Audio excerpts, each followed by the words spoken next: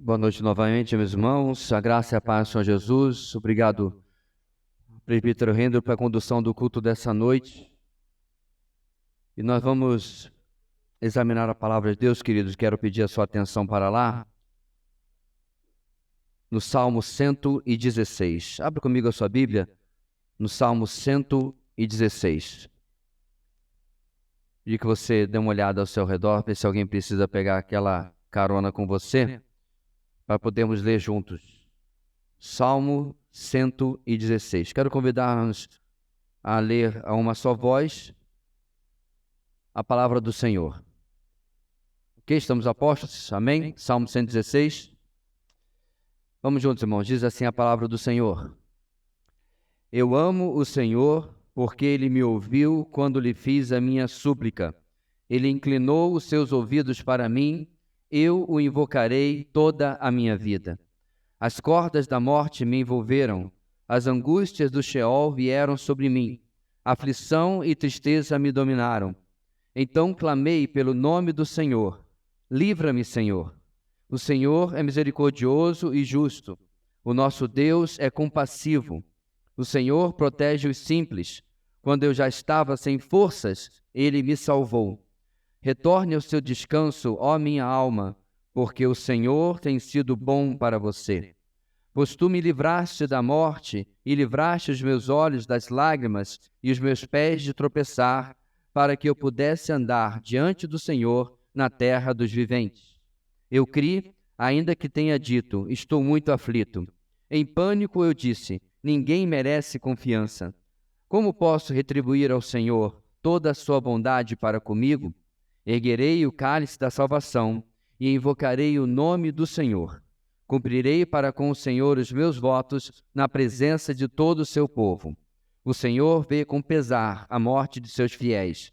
Senhor, sou teu servo. Sim, sou teu servo, filho da tua serva. Livraste-me das minhas correntes. Oferecerei a ti um sacrifício de gratidão e invocarei o nome do Senhor. Cumprirei para com o Senhor os meus votos, na presença de todo o seu povo, nos pátios da casa do Senhor, no seu interior, ó Jerusalém. Aleluia. Irmãos, o Salmo 116, apesar de ter sido composto na primeira pessoa, pode ser transposto também para a experiência de toda a nação de Israel e hoje em dia de toda uma família ou de toda uma igreja. Deus age no individual, mas isso tem um reflexo no coletivo também. Por exemplo, por causa de semelhanças na fraseologia utilizada, a tradição hebraica atribui esse salmo diretamente ao rei Ezequias, ou alguém que tenha escrito a pedido dele por causa da sua experiência de livramento da morte, que nós encontramos lá no livro de Isaías, por volta do capítulo 38, aonde a sua enfermidade foi curada e o rei Ezequias teve a sua vida estendida em 15 anos. E certamente esse livramento individual teve um impacto em toda a nação, inclusive na sucessão do reino e na linha messiânica. Esse salmo, então, reflete uma experiência pessoal, mas, como eu disse, que muitas vezes tem um impacto na vida de todos aqueles que estão ao redor dessa pessoa, ao nosso redor também. De saída, quando nós temos esse nível de experiência, de vida com Deus, aquilo vai abençoar vidas ao nosso redor através daquilo que Deus faz na nossa vida. No Salmo 116, este salmista anônimo, que não se identifica, escreveu essa canção como uma forma de louvor a Deus por um livramento. Literalmente, todos nós temos condição de nos identificar com a experiência dele. Pois mesmo, irmãos, que não saibamos o que seja um livramento da parte de Deus na magnitude que ele tem, ou até não percebamos todos os livramentos que Deus já fez na nossa vida, certamente nós temos experiências em potencial que causaram grandes mudanças na nossa vida e a intervenção de Deus foi imprescindível para que isso pudesse acontecer. Hoje, irmãos, nesse salmo nós vamos aprender uma lição principal, uma grande ideia que já de início eu quero compartilhar com os irmãos. A experiência com Deus deve gerar crescimento diante do que aprendemos sobre Ele. A experiência com Deus deve gerar em mim, em você e em nós crescimento diante daquilo que aprendemos ou daquilo do que aprendemos com Ele. Nós vamos dividir o nosso texto, irmãos, em 3 partes, em 3 grandes lições que esse texto vai nos trazer, sustentando aquela tese principal. Eu quero pedir que você examine como que isso é ou precisa ser uma realidade na minha e na sua vida. O sofrimento, a luta, o luto, a tribulação são partes integrantes da nossa vida, são partes integrantes da experiência humana pós Gênesis capítulo 3. Não tem como escapar, não tem como ser uma exceção. O próprio Senhor Jesus enfrentou problemas e tribulações durante a sua relativamente curta vida. Portanto, o que nós precisamos buscar do Senhor é como isso pode contribuir a nosso favor, como isso pode contribuir para o nosso crescimento, inclusive para o nosso amadurecimento e crescimento, como está ali na nossa grande ideia. Em primeiro lugar, irmãos, do versículos 1 e 2, eu quero trazer para nós o seguinte: a resposta do Senhor ao meu clamor me leva a amá-lo, invocando-o para sempre. A resposta do Senhor ao meu clamor me leva a amá-lo, invocando-o para sempre. A única vez, irmãos, que nós vamos encontrar na palavra de Deus a frase "eu amo o Senhor" é aqui nesse texto. E essa frase está relacionada a uma das coisas mais básicas, porém uma das mais importantes em um relacionamento. Eu me refiro à comunicação. Falar e ser ouvido. Neste caso, a súplica do salmista é esta comunicação que ele tem garantia de que o Senhor ouviu. Literalmente, o texto original diz o seguinte: amo porque o Senhor ouviu minha voz, minhas súplicas. Então, em um momento de necessidade, o salmista se voltou para o Senhor e a percepção que ele teve clara diante daquilo que transcorre, daquilo que acontece, é que Deus ouviu a sua súplica, Deus ouviu a sua voz. A comunicação é fundamental em qualquer relacionamento. Nós podemos ter garantido na palavra de Deus que nós vamos receber isso da parte do Senhor. Na verdade, há apenas uma coisa que nós encontramos na Bíblia que se torna um impeditivo para que Deus ouça a nossa voz, a nossa súplica, a nossa oração. E é claro que você sabe tão bem quanto eu que a palavra de Deus se refere ao nosso pecado. O pecado é o obstáculo, a barreira que tem que ser removida de nossas vidas, não no sentido de deixar de pecar em absoluto, porque infelizmente isso é impossível, mas quando há algo a ser tratado com Deus, é isso que tem que ser a prioridade no nosso relacionamento para restaurar a comunicação. Não dá para fingir que não está lá, não dá para varrer para debaixo do tapete, não dá para ignorar, precisa ser resolvido. A parte disso, a garantia do versículo 1 é que podemos ter certeza de que o Senhor sempre nos ouvirá. A forma com que a resposta é poeticamente colocada por ele a partir do versículo 2 sugere, e é colocada pelo salmista, a sua inferioridade. Porque ele coloca, meus irmãos, que o Senhor se inclina para ouvi-lo. Essa é a posição da autoridade, da majestade. Geralmente estava em uma plataforma sobre um trono e lá embaixo estava a população, lá estavam os súditos. Essa é a ideia que ele coloca aqui. O Senhor se inclina em nosso favor, o Senhor se inclina em meu favor, porque eu sou inferior a ele está acima de mim.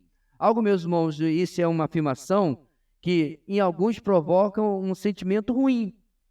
Em algumas pessoas provocaria um sentimento de amargura, um sentimento de sofrimento ou de inferioridade.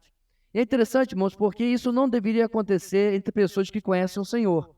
Certa feita, em uma discussão, alguém estava um tanto quanto desgostoso porque a pessoa apresentava, isso era num grupo de crentes, certo? Online, alguém apresentava que a palavra que o apóstolo Paulo usa para se identificar como servo do Senhor Jesus pode ser tranquilamente traduzida como escravo. O problema do brasileiro é que a gente já vai lá na senzala, né? E a gente não vai na escravidão do primeiro século, que obviamente era horrível, mas era completamente diferente de muitas expressões de escravidão que teve ao redor de toda a história humana. Muitos escravos, ou na verdade a maior parte dos escravos do primeiro século, eram pessoas em necessidade que se tornavam porque não tinham outro meio de subsistência e assim estavam submetidos a uma casa, a um senhor e assim por diante. Não importando o que seja, irmãos, o texto diz claramente, Paulo, escravo do Senhor Jesus. E as pessoas às vezes têm dificuldade, porque ser servo é mais bonitinho, né? Já pensou? Vamos ouvir hoje o grande servo de Deus. Não é assim que as pessoas às vezes são apresentadas quando vão pregar? Agora, troca. Vamos ouvir agora o grande escravo de Deus. Aí a pessoa fala, peraí, fui convidado para pregar aqui, já chego ofendendo? Então essa ideia, meus irmãos, de nos tornarmos inferiores, deveria ser algo, na verdade, um privilégio para nós. E assim o salmista coloca. Deus se inclina para nos ouvir, porque Ele está, sem dúvida nenhuma, muito, muito acima de nós. Portanto, essa frase do salmista tem um efeito contrário a essas pessoas que têm dificuldade quando nós temos um coração quebrantado, quando nós temos um coração submisso, quando nós temos um coração que entende quem nós somos diante de Deus. E nesse cenário, irmãos, o salmista faz uma resolução. Assim como ele agora invocou o Senhor, ele o invocará por toda a sua vida. Essa decisão dele, irmãos, não é baseada numa resposta positiva. Não é baseada porque tudo deu certo. É baseada na convicção e na constatação que o Senhor nos ouve. Então, eu não sei você, mas é muito chato quando você precisa de alguma coisa de uma pessoa, um ser humano como qualquer outro, e você entra em contato, e você manda e-mail, e você tenta resolver, e a pessoa simplesmente não responde.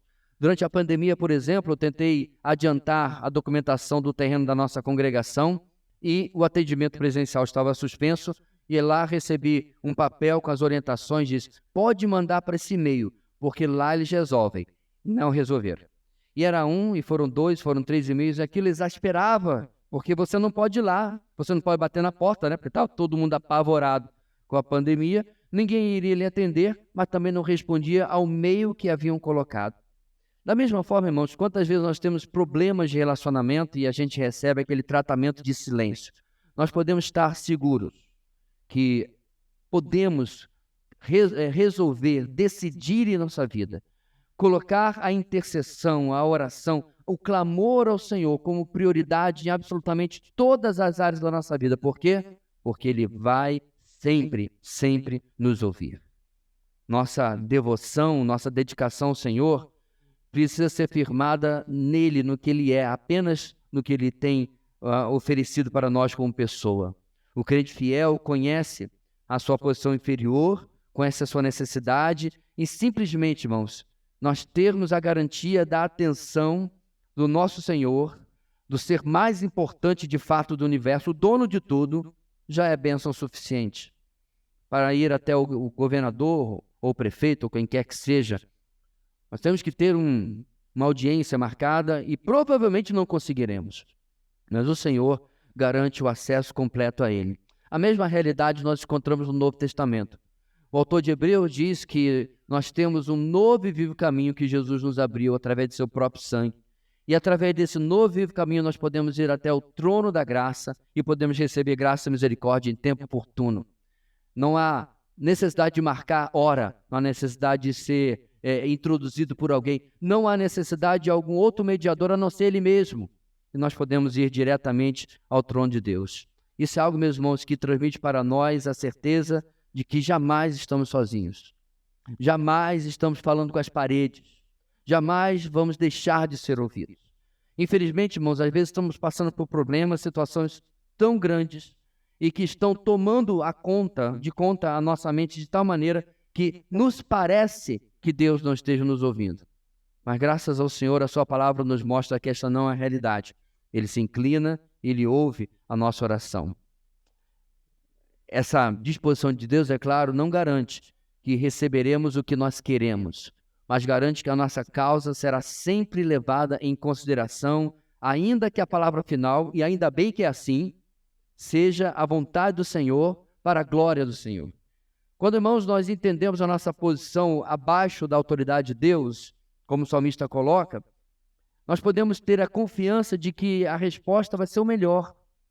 E certamente, muitas vezes, a gente vai engolir difícil. Vai ser difícil de aceitar, de engolir aquela resposta de Deus. Mas ainda assim estaremos confiantes que o Senhor está no controle de todas as coisas. Bem, se o nosso texto traz súplicas, é porque há também motivos. O salmista passava por uma turbulência e certamente sua paz e tranquilidade estavam ameaçadas. Então, se em primeiro lugar, irmãos, nós podemos confiar e decidir buscar o Senhor para sempre, é porque isso já começa com um enorme dividendo, um enorme ganho para nós. E esse ganho, irmãos, é a restauração da paz, da tranquilidade, do descanso que estão sendo, que as lutas estão tentando comprometer na nossa vida. Por Jesuicidência, nós cantamos por final aqui este cântico que falava exatamente que as lutas vêm tentar afastar de nós a tranquilidade, a paz do Senhor, a confiança no Senhor, mas podemos descansar naquele que nós precisamos. E é isso que os versículos 3 em diante vão nos ensinar em segundo lugar. O agir e a pessoa de Deus produzem descanso em minha vida. O agir e a pessoa de Deus produzem descanso em minha vida. O salmista começa no verso 3 de uma forma poética. E lá o salmista detalha o motivo da sua súplica. No caso dele, ele estava frente a frente com o seu e o nosso maior inimigo. Ele é inescapável, ele é colocado pela palavra de Deus como nosso último inimigo a ser derrotado, e é claro, eu estou me referindo à morte. Algo que reforça, irmãos, a tese de que Ezequias estava envolvido na autoria deste cântico, deste salmo, diretamente ou a pedido dele. E é exatamente isso, meus irmãos, que Paulo fala ao nos ensinar sobre a ressurreição como uma realidade para quem foi salvo por Cristo. Lá em 1 Coríntios capítulo 15, ele escreve o seguinte: então virá o fim, quando ele entregar o reino a Deus, o Pai, depois de ter destruído todo domínio, autoridade e poder. Pois é necessário que ele reine até que todos os seus inimigos sejam postos debaixo de seus pés. O último inimigo a ser destruído é a morte. E a ameaça da nossa vida, irmãos, ou seja, a expectativa da morte, nem sempre é encarada por nós com tranquilidade, mesmo quando temos certeza que estaremos com o Senhor. O que eu acredito, inclusive, que era a realidade do rei Ezequias.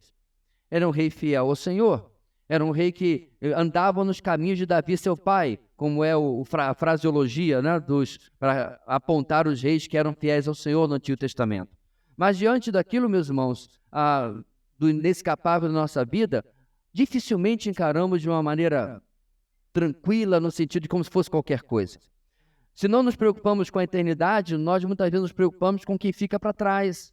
Preocupamos com filhos, com cônjuge, com tudo aquilo que não poderemos mais tomar conta, certo? Por mais que alguns acham que os que já foram para a presença do Senhor estão olhando por nós lá do alto, não sei de onde tiraram isso, não é o que a palavra de Deus fala, mas o fato é, meus irmãos, que toda a nossa empreitada, toda a nossa engenharia termina com o nosso último suspiro. E muitas vezes não estamos tranquilos com isso. A morte, portanto, se apresenta, meus irmãos, como esse último inimigo, que, por causa do Senhor Jesus, está completamente derrotado. Porém, a expectativa dela, muitas vezes rouba a nossa tranquilidade, rouba o nosso descanso. Creio, meus irmãos, que nenhum de nós teve numa situação igual a como o salmista retrata a experiência dele de quase morte. Porque eu nunca estive amarrado, ele fala sobre cordas da morte, eu nunca estive literalmente amarrado de uma maneira séria, não que fosse apenas uma brincadeira, em que alguém tivesse me capturado. Não sei se alguém já teve nessa situação, eu espero que não. Mas é assim, meus irmãos, que ele retrata. Essa é a imagem que o salmista usa para ilustrar a sua situação, e depois ele completa essa imagem com angústias, aflição e tristeza. Esse é o retrato que o salmista estava. Uma situação que estava roubando completamente a sua tranquilidade, a sua paz, o seu descanso no Senhor. Meus irmãos, isso é uma das coisas mais preciosas que nós podemos ter para o nosso dia a dia. É verdade que muitas vezes a nossa paz, o nosso descanso, a nossa tranquilidade são roubadas por questões que não deveriam ter esse poder. Questões muitas vezes que são causadas por nós mesmos. Mas o que nós estamos tratando aqui é quando essas questões são sérias e estão além do nosso controle, que é a experiência do salmista. E nessas situações, irmãos, nós podemos confiar, ou em todas elas, na verdade, que o Senhor está cuidando de cada detalhe para nós, está cuidando e ouvindo a nossa súplica. Como já ouvimos em outras mensagens, irmãos, a única situação para a nossa fé crescer e demonstrar-se forte, a única questão, a única condição é aceitarmos a nossa falência de recursos. E é isso que nós começamos a ver no verso 4.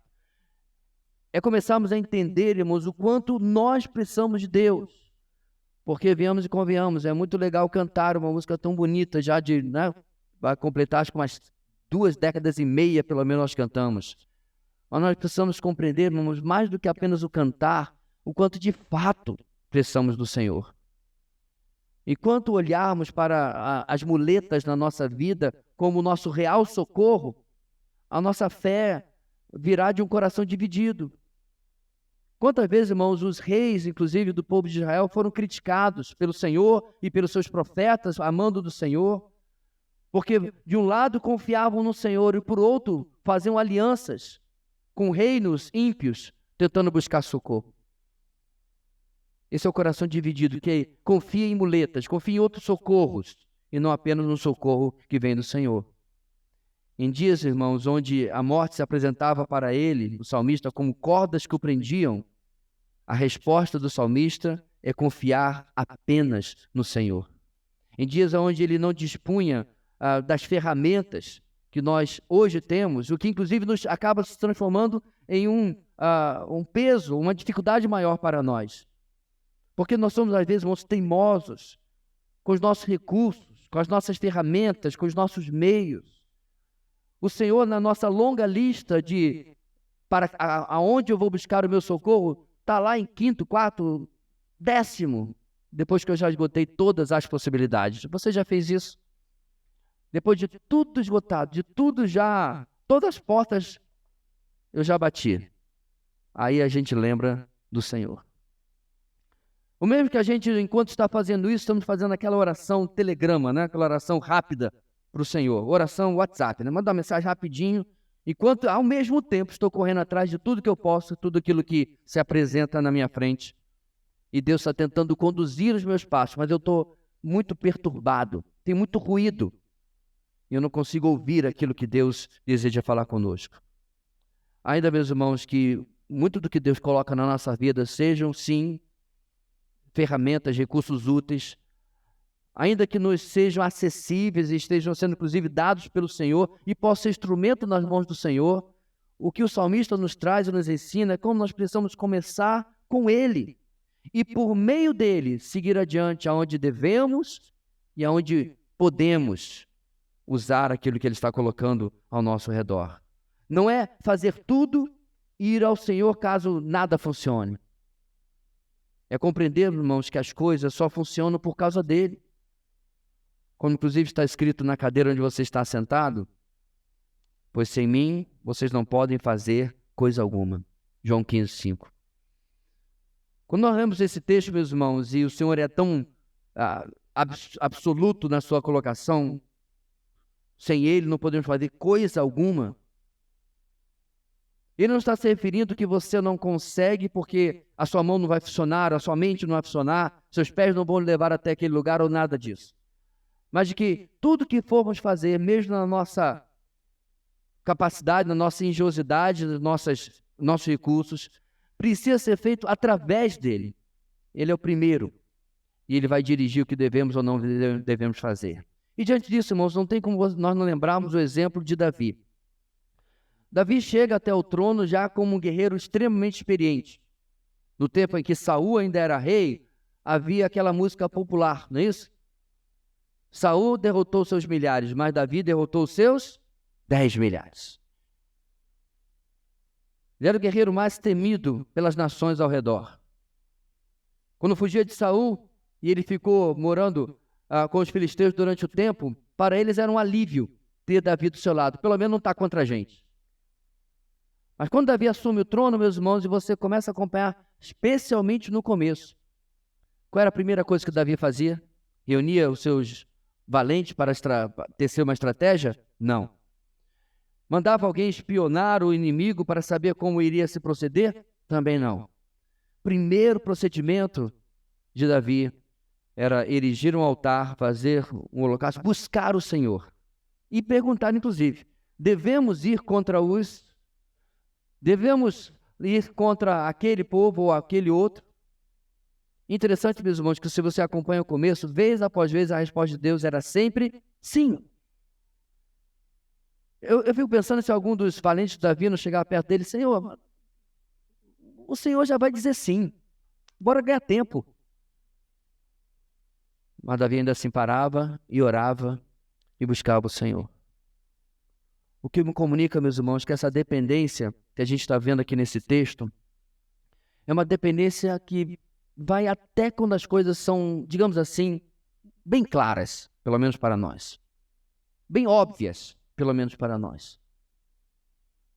Às vezes pode se parecer o famoso negócio da China. Não tem como eu não fazer isso. Mas ainda assim devemos parar e buscar o Senhor. Eu creio que isso é algo que eu e cada um de nós precisamos pensar bastante. Porque quando assim procedemos, irmãos, quando nós colocamos de fato a nossa dependência completamente no Senhor, eu e você somos libertos, adivinha de quem? De nós mesmos. Somos libertos das nossas limitações de uma vida em si mesmada. Podemos começar a ver com clareza, porque Deus agora começa a mostrar quem Ele é e o que Ele faz, e as coisas começam a fazer mais sentido. A verdadeira dependência, meus irmãos, vai tirar de nós qualquer possibilidade de dúvida sobre o resultado, porque nós temos certeza que estamos fazendo na vontade, na direção do Senhor para as nossas vidas. Então, no verso 5, o salmista começa a listar os atributos de Deus. Por que ele faz isso? Para Deus é que não é. Deus sabe quem Ele é. Quando nós fazemos isso, irmãos, Ele está falando aqui para si mesmo. E Ele não faz, é claro, um compêndio de doutrina, um compêndio de teologia, não é esse o objetivo dele, mas ligado à experiência dele, ligado à causa que ele está tendo com Deus. O salmista fala sobre a misericórdia de Deus. O salmista fala sobre a justiça. O salmista fala sobre a compaixão de Deus. 3 coisas que certamente nós queremos quando estamos lidando da nossa busca, do nosso clamor para com o Senhor. Precisamos que Ele seja misericordioso. Precisamos que Ele seja justo. Precisamos que Ele seja compassivo para conosco. Atributos que retratam o equilíbrio que acompanha a forma como Deus está tratando o salmista. O equilíbrio com o que queremos que Ele nos trate também. Deus é misericordioso porque Ele não nos retribui conforme os nossos pecados merecem. Certamente, tudo aquilo que se é Ezequias ou o salmista está passando, ele teve momentos difíceis. É muito fácil, meus irmãos, quando nós estamos passando por uma luta, mesmo que estejamos fazendo conforme o figurino, como o salmista coloca, buscando o Senhor, o nosso coração é horrível. Em um breve momento a gente murmura, a gente reclama, muitas vezes por causa do tempo que está passando. A gente está orando, mas aí a nossa oração começa a virar uma sessão de terapia divina, onde a gente começa a desabafar e descarregar. Senhor, eu já estou orando há 1 mês, eu já estou orando há 3 meses, eu já estou orando há 1 ano, e o Senhor não me ouve. A gente tem vontade de sair do Salmo 116 e ir para o Salmo 13. Até quando? Até quando, Senhor? Ficarei clamando para sempre? E por causa, meus irmãos, dessas nossas falhas de projeto, não era assim não, viu? Foi Gênesis 3 que causou o defeito de fabricação. Mas por causa das nossas faltas inatas a nós, a gente precisa da misericórdia de Deus, precisa que Ele não nos trate conforme nossos pecados merecem. O texto também fala que Ele é justo. Por quê? Porque não nos trata com misericórdia à toa. Mas a misericórdia de Deus, meus irmãos, é dispensada a um coração quebrantado. O coração orgulhoso, a dura cerviz, não merece sequer, ou não recebe sequer, a misericórdia de Deus. A misericórdia de Deus é resposta a um coração quebrantado, a um coração que o busca, um coração que reconhece que não tem outro recurso a não ser o Senhor. E Ele faz tudo isso, irmãos, por causa da sua grande compaixão, isto é, a sua capacidade de entender nossas lutas e as limitações humanas. O autor de Hebreus diz que nós temos este sumo sacerdote, mas não é um que não possa se compadecer, mas que se compadece, porque assim como nós, também foi tentado, apesar de não ter pecado. Ele entende as nossas lutas. E esse sentimento, irmãos, esse pensamento é exatamente o que Davi retrata no Salmo 103.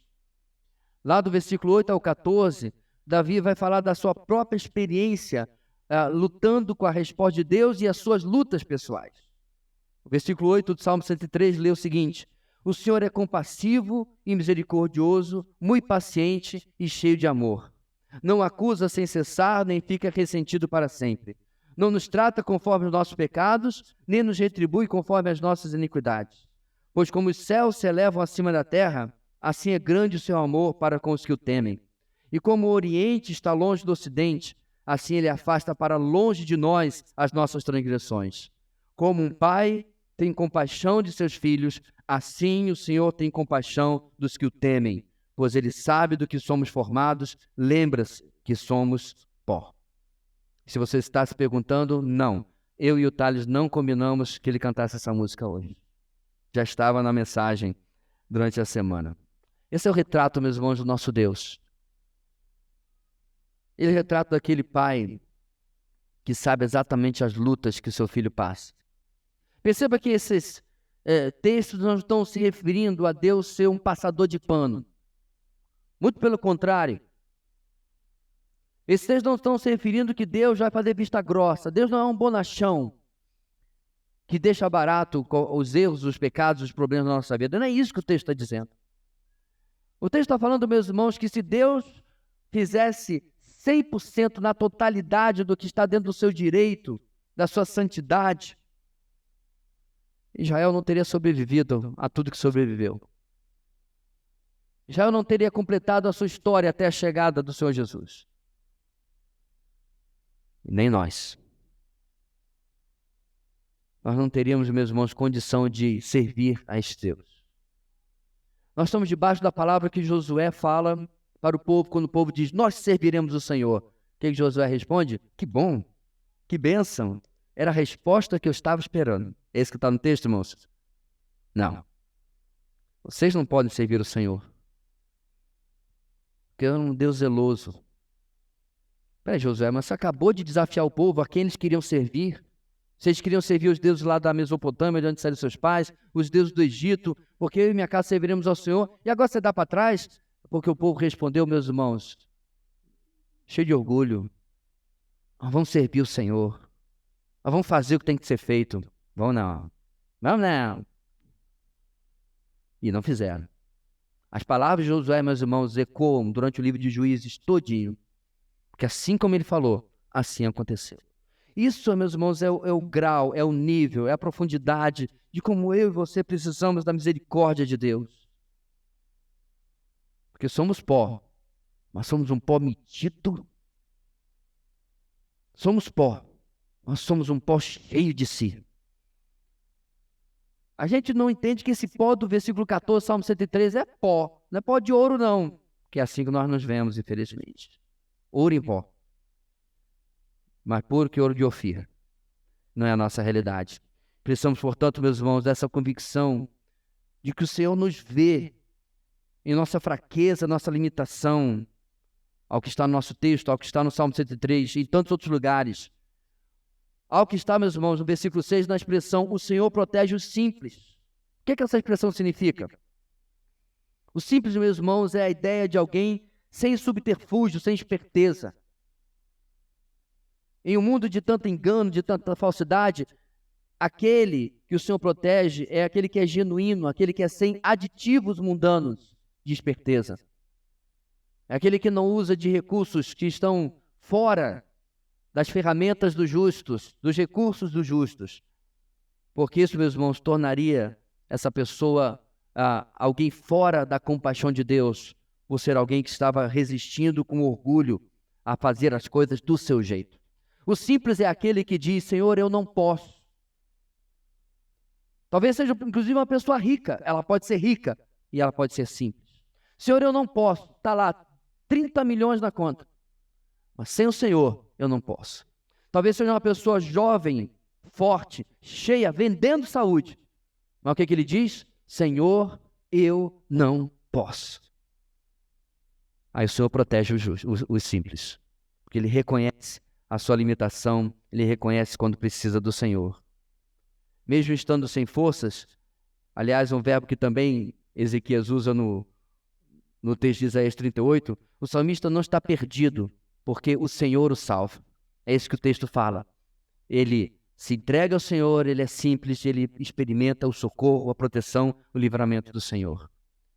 Precisamos, irmãos, ser lembrados e precisamos lembrar também a nós mesmos sobre quem é o nosso Deus. E é por isso que ele faz essa pequena declaração dos atributos de Deus. Sem a clara percepção da pessoa dele, por outro lado, nós vamos ser facilmente levados por falsos deuses e ídolos que o nosso próprio coração inventa, sendo que o principal dele somos nós e a nossa própria capacidade. Quando o salmista exalta o que ele vem fazendo desde o começo, como o Senhor o ouve, como o Senhor é misericordioso, justo, compassivo e tudo mais, ele está recusando os falsos ídolos. Porque nesse relacionamento real com Deus real que ele conhece, ele consegue experimentar proteção e livramento. Porque se ele confiasse em si mesmo, irmãos, como diz o autor de Provérbios, no seu próprio discernimento, no seu próprio entendimento, ele seria como um cavalo, ou como uma mula, como um burro, porque está confiando na pessoa errada. Nosso grande conflito, meus irmãos, e aqui especialmente se nós de fato estivermos falando sobre um rei, é a dificuldade de tudo aquilo que Deus coloca ao nosso redor. É como se Deus colocasse você dentro de um encoraçado, de um tanque, com um canhão de sei lá quantos milímetros, metralhadoras, ponto alguma coisa, não conheço bem os calibres assim de cor, mas imagina, né? Mas se você quiser caprichar, põe raio laser e põe a bomba atômica lá também, não tem problema. E ainda assim Deus fala, mas não esqueça de confiar em mim. Eu conheci um certo homem, a quem eu admiro muito, que talvez tenha sido uma das pessoas mais inteligentes que eu já conheci. E de uma forma muito sutil, falando de si mesmo, eu sei, mas como se estivesse falando de Paulo, quando ele diz, conheço um homem que foi ao terceiro céu, né? E ele estava retratando, e eu sei que ele estava falando de certa forma de si, de forma muito humilde. A dificuldade que é, meus irmãos, quando nós temos como fazer as coisas. Sim, não é o caso do salmista, sendo inclusive o rei Ezequias, porque ele estava diante do aviso do profeta Isaías, você morrerá. Você está doente, põe tua casa em ordem, você vai morrer. E muitas vezes, irmãos, diante dessas situações, nós ainda nos apegamos às nossas muletas. Nos apegamos aos nossos recursos. Nos apegamos àquilo que se apresenta diante de nós, menos Deus. Mas diante da proteção do livramento de Deus, o salmista no verso 7, diante daquilo que ele experimentou de conhecer a Deus, ele se volta a falar com a sua alma. Ele está falando consigo mesmo, em outras palavras. E a palavra dele para si mesmo, para a sua alma, é que ela volte ao seu descanso. Que ela descanse. Por quê? Porque tudo está bem? Não necessariamente. Descansar porque tudo vai dar certo? Não necessariamente. Descanse porque ele sabe quem é Deus e sabe que Deus tem ouvido as suas orações. É aí que está, meus irmãos, o elo da confiança do salmista. Não está porque tudo está voltando à normalidade, mas porque Deus ouve as nossas orações. A resposta do Senhor pode ser, inclusive, contrária àquilo que nós queremos, mas ainda assim podemos descansar porque Ele ouve a nossa oração.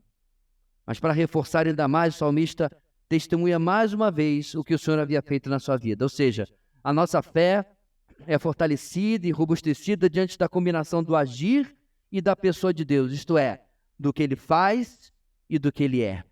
O salmista repete o que havia acontecido, repete o que estava vivendo, tendo a sua fé mais uma vez fortalecida. Esse é o papel, meus irmãos, de nós lembrarmos do nosso passado com Deus.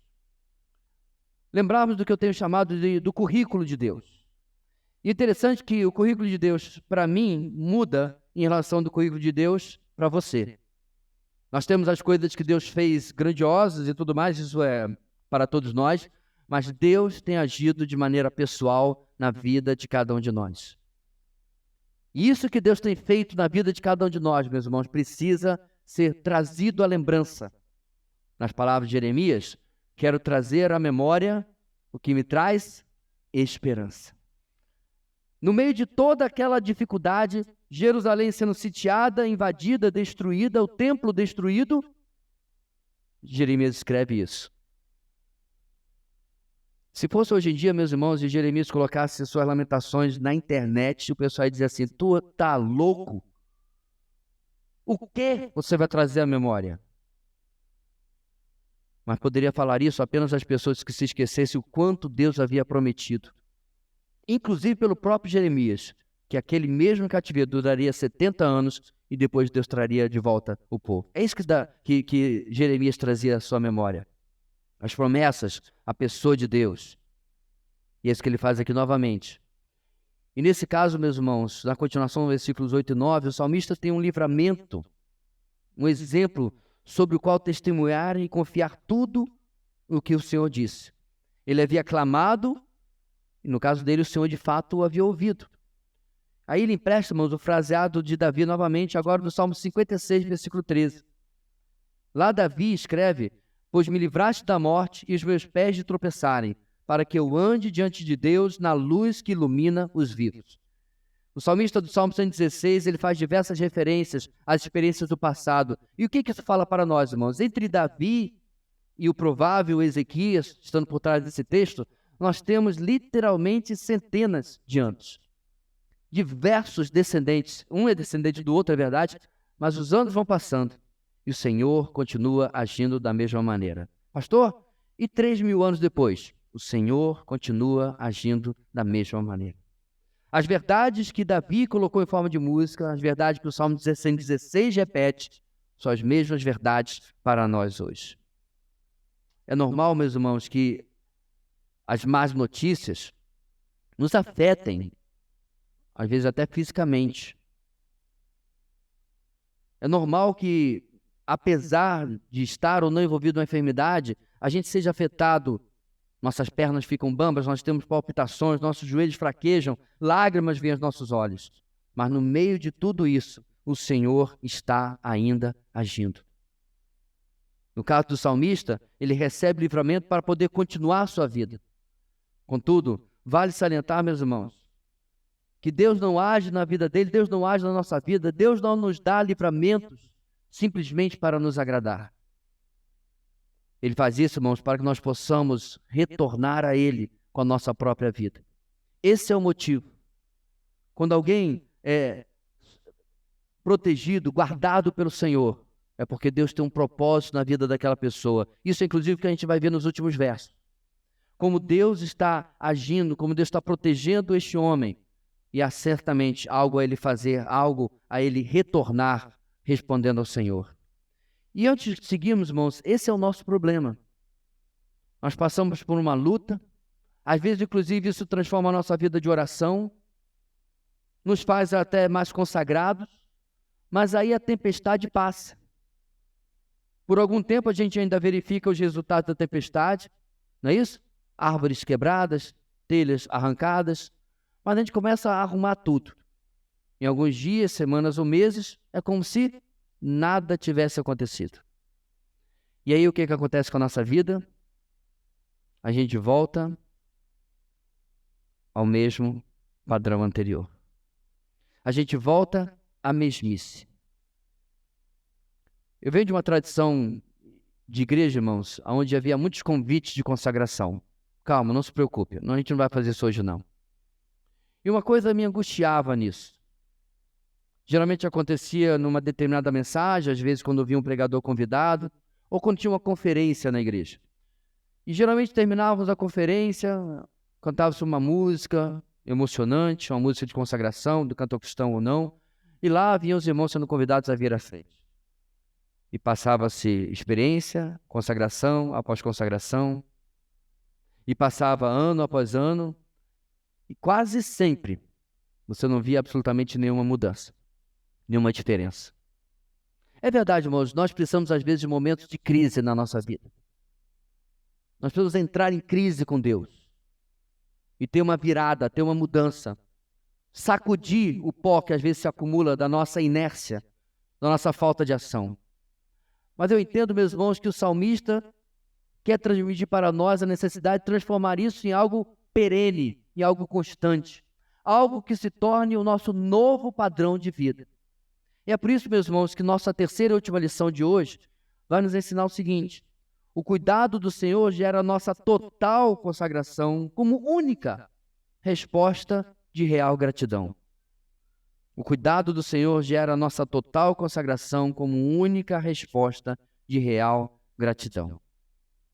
Versículo 10, o começo da nossa última parte, inclusive um texto de difícil interpretação.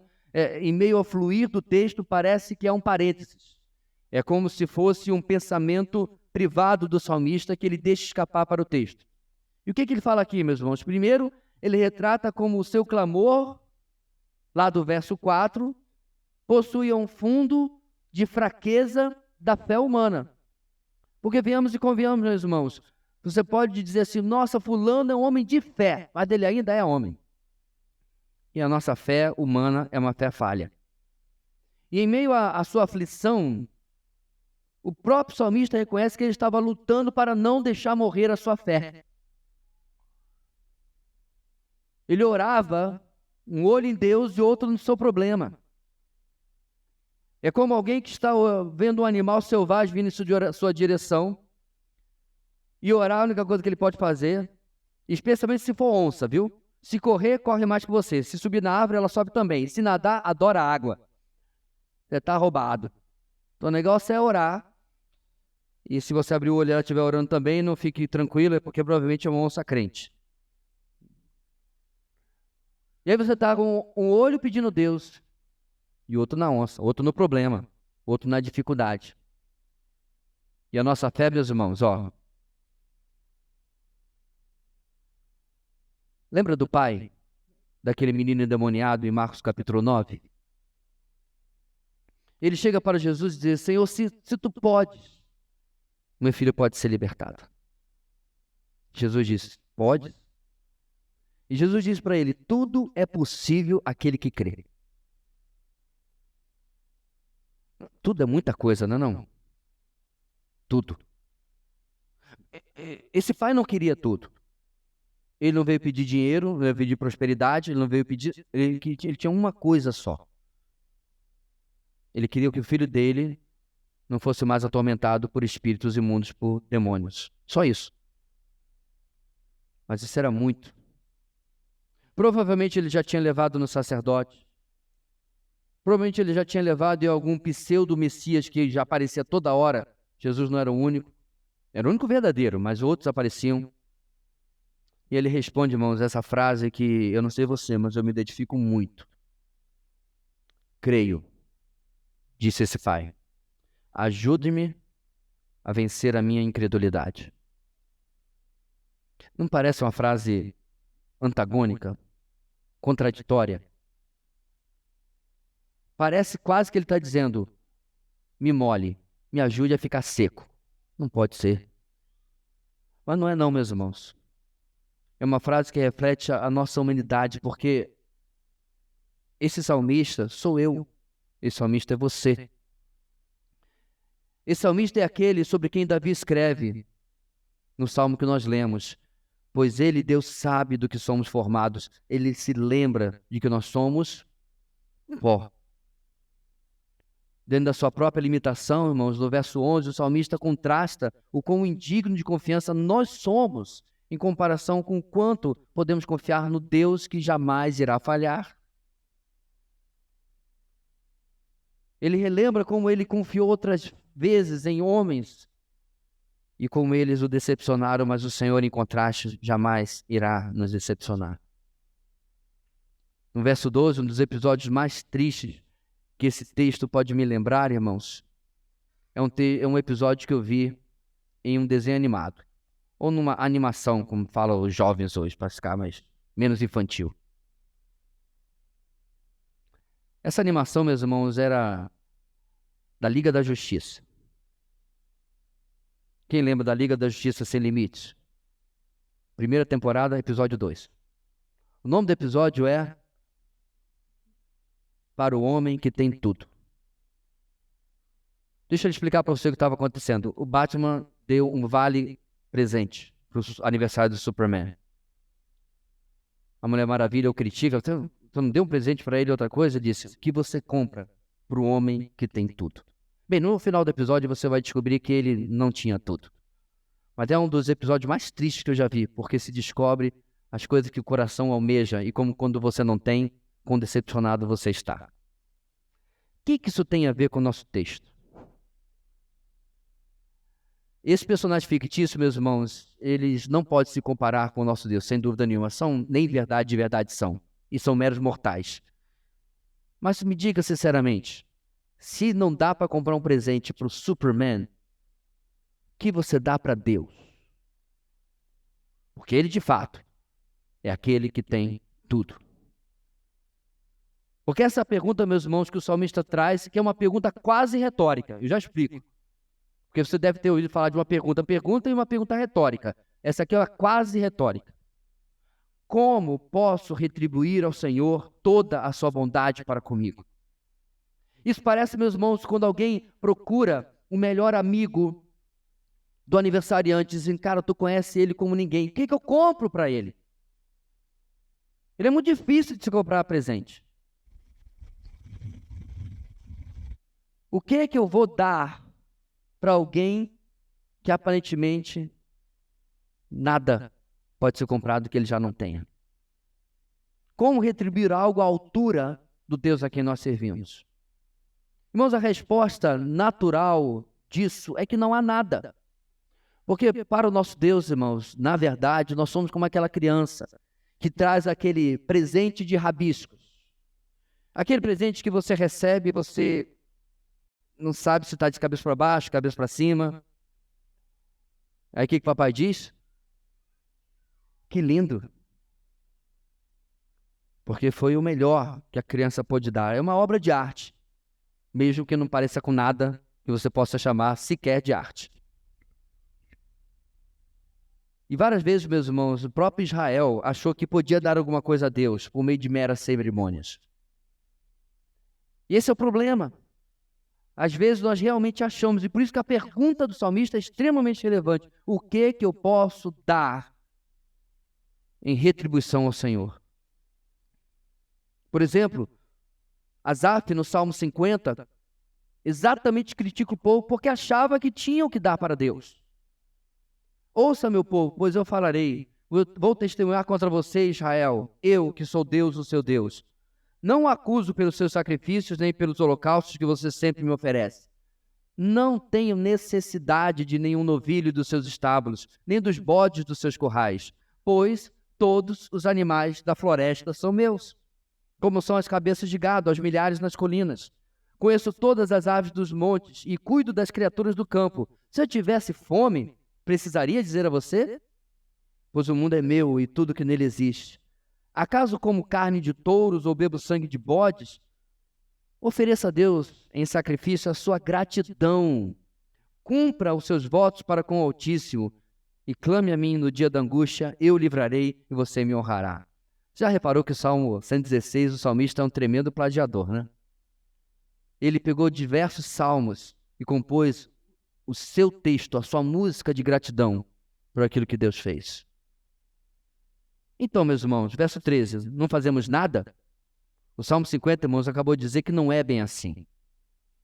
E eu disse que era uma pergunta quase retórica, porque apesar, meus irmãos, da resposta 100% correta ser eu não tenho absolutamente nada para dar para Deus, o salmista ainda assim deseja dar alguma coisa e ele ilustra isso. Primeiro, o verso 13 traz uma expressão metafórica, não é literal, o cálice da salvação, não é um cálice de verdade.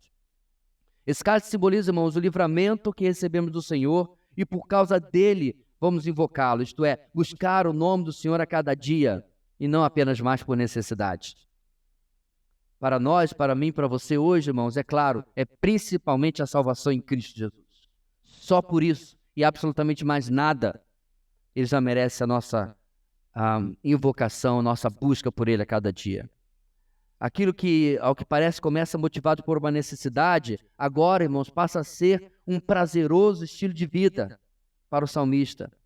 Deus, irmãos, não é o nosso menino de recado, ele não é nosso número de emergência, o nosso 190, ele não é o nosso gênio da lâmpada. O Senhor precisa e deve estar presente em cada momento da nossa vida. O verso 13 traz um crescimento da parte do relacionamento do salmista com o Senhor.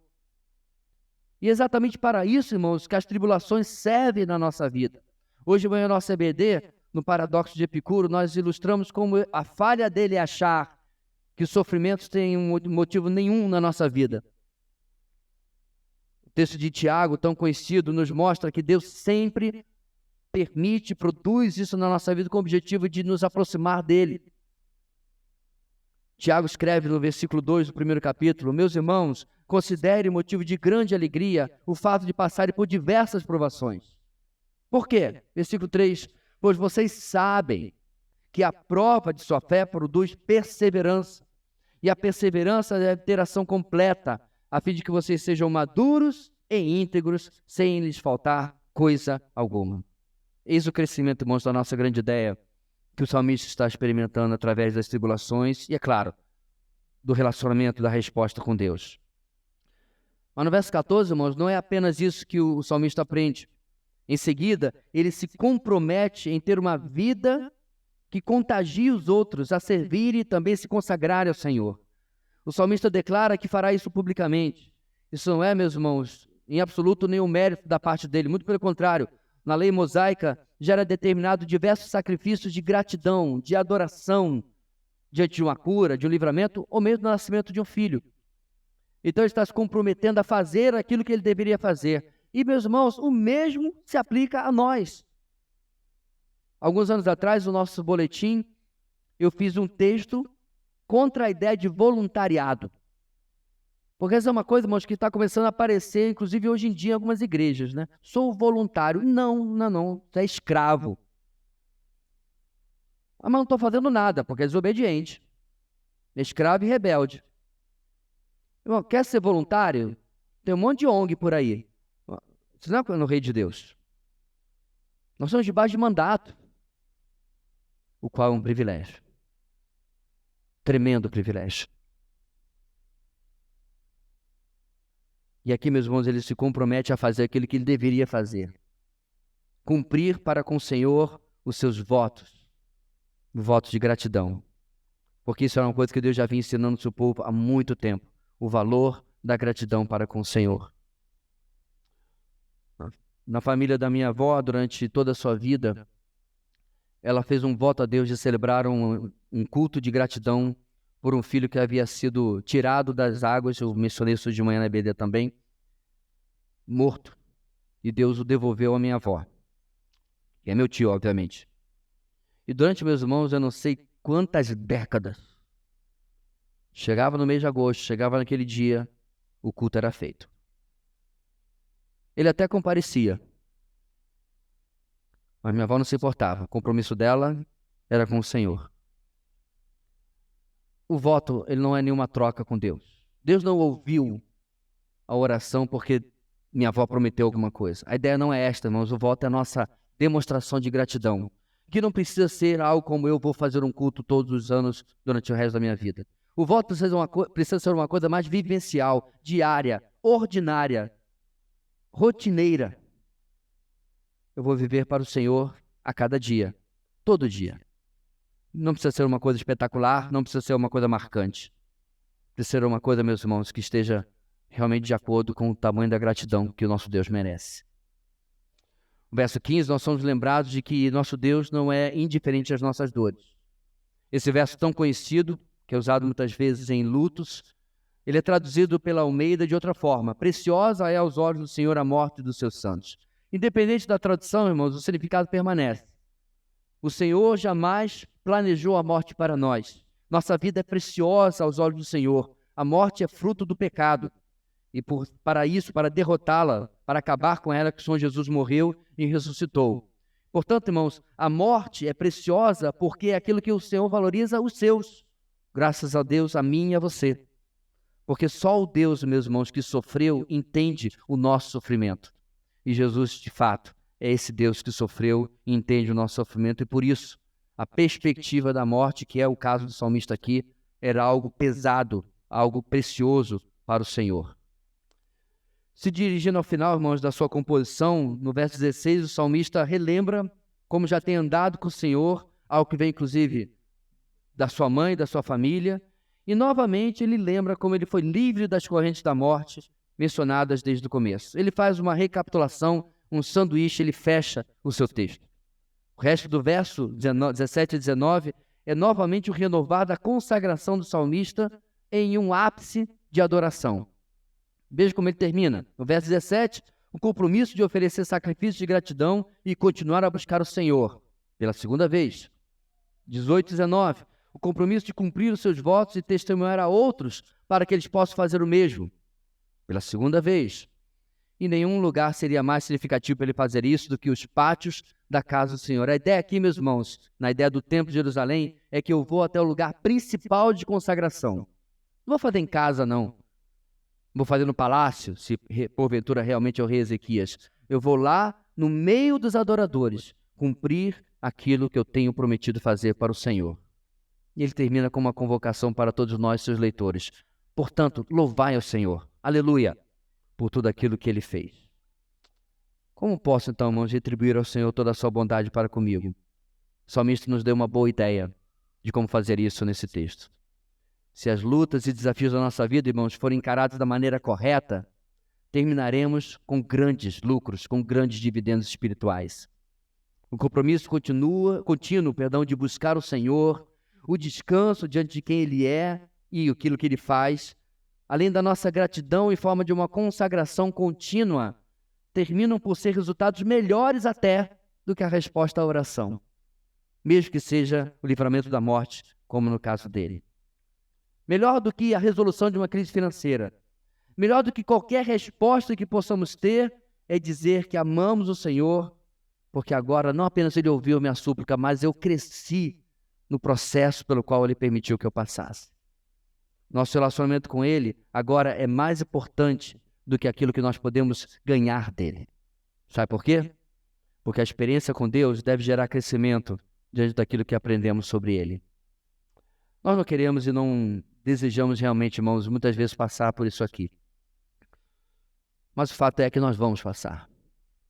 As lutas, as dificuldades, problemas, alguns, infelizmente, causados por nós mesmos, os famosos tiros no pé, mas outros que nos surpreenderão são fatos e questões pertinentes à nossa vida. Portanto, se há uma trilha de treinamento, paredes para subir, cordas para atravessar, lamaçal para se arrastar, em lugar de murmuração e reclamação, que nosso coração diga: Senhor, quando eu chegar lá do outro lado, a única coisa que eu quero é poder lhe conhecer melhor do que conhecia antes. Poder ter amadurecido, poder ter crescido com a minha experiência que eu tive com o Senhor. Que Deus possa nos ajudar, irmãos, a assim procedermos no nosso dia a dia e na nossa caminhada pelos anos a vir com o nosso Deus. Oremos. Deus querido, se nos fosse dada a opção entre a completa tranquilidade e uma vida real, como ela realmente é, com lutas e dificuldades, dificilmente nós escolheríamos a segunda opção. Isso, ó Deus, porque de fato ninguém gosta do sofrimento. Mas a lembrança, ó Deus, daquilo que Ele pode proporcionar à nossa vida, a percepção do crescimento que Ele pode trazer à nossa vida, que isso traga uma mudança de perspectiva em nós. Que nós possamos, ó Deus, adorar, saber que o nosso Redentor vive, saber que Ele é aquele que dá e aquele que tira, e que o nome dEle sempre é bendito. Obrigado, ó Deus, pela esperança e certeza que há quando nós oramos e confiamos no Senhor. Imprime em nossos corações as verdades que nós ouvimos hoje, para que possamos, ó Deus, viver a cada dia com um constante renovar da nossa consagração para contigo. Essa é a nossa oração, em o nome de Jesus. Amém e amém.